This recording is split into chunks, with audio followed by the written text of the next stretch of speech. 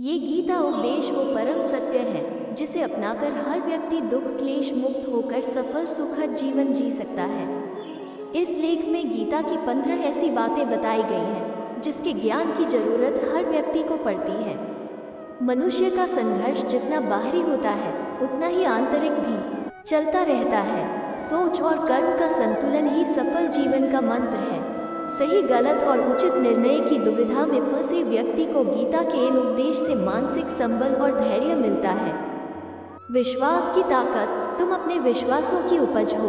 तुम जिस चीज में विश्वास करते हो तुम वही बन जाते हो। जो स्वयं पर विश्वास करते हुए लक्ष्य की ओर बढ़ते रहते हैं उन्हें सफलता जरूर मिलती है।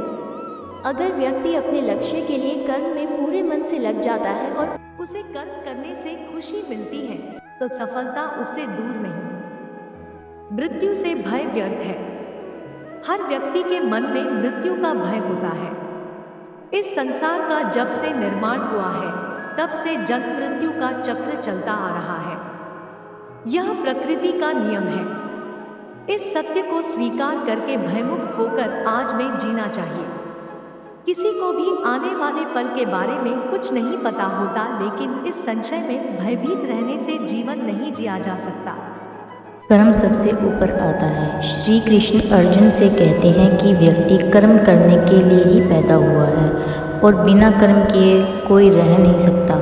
फल की चिंता करना व्यर्थ है क्योंकि इससे मनुष्य का मन काम से भटकने लगता है। किसी कर्म से सफलता नहीं मिलती तो क्या हुआ, असफलता भी ज्ञान के द्वार खोलती है। अगर बिना फल की चिंता किए कर्म करते रहोगे तो सफलता और मन की शांति जीवन भर तुम्हारा साथ नहीं छोड़ेगी। जो कर्म फल से विरक्त होकर कर्म करता जाता है उसका आध्यात्मिक ज्ञान बढ़ता जाता है।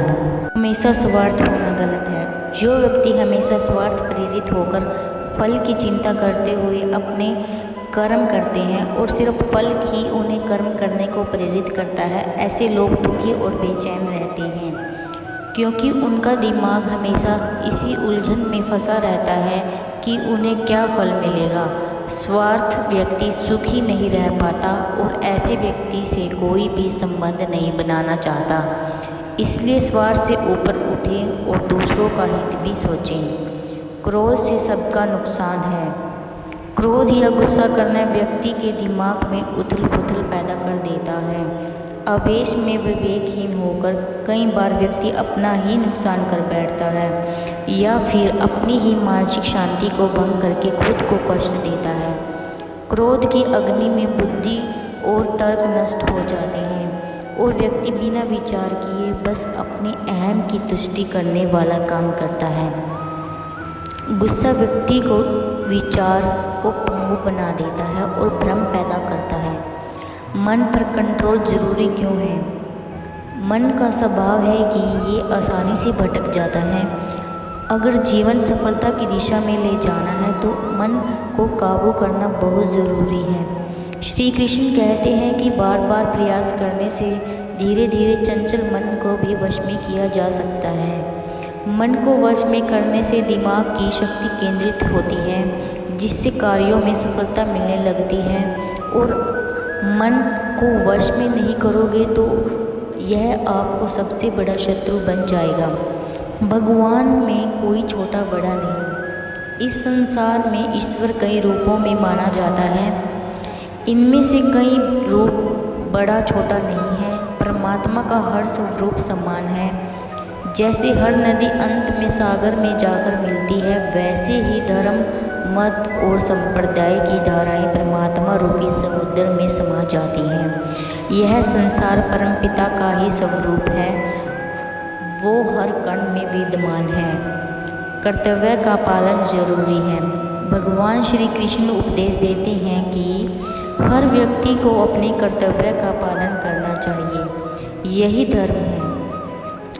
अगर अपने कर्तव्य का पालन नहीं किया जाता है तो मन में अशांति और दुख प्राप्त होता है। अपनी पसंद नापसंद मोह बैर को किनारे में रखकर अपना कर्तव्य करो। किसी अन्य व्यक्ति का कर्म आपको कितना भी आकर्षित करे उसके प्रलोभन में न आए। कष्ट में रहते हुए भी अपना कर्म करना दूसरों की नकल करने से श्रेष्ठ है। अपने कर्म और कर्तव्य का पालन ही जीवन का सही मार्ग है, क्योंकि कर्म करना अकर्मण्यता से हमेशा बेहतर है। कर्तव्य में दोष देकर पीछे न हटें, क्योंकि हर कर्म में कोई न कोई छोटा बड़ा दोष हो सकता है। जैसे अग्नि के साथ धुआं भी होता है। सदैव कर्म करो, कर्म करने से पहले विचार करो, लेकिन बहुत ज़्यादा विश्लेषण मत करो। अधिक विश्लेषण संशय में अकर्मण्यता पैदा करता है।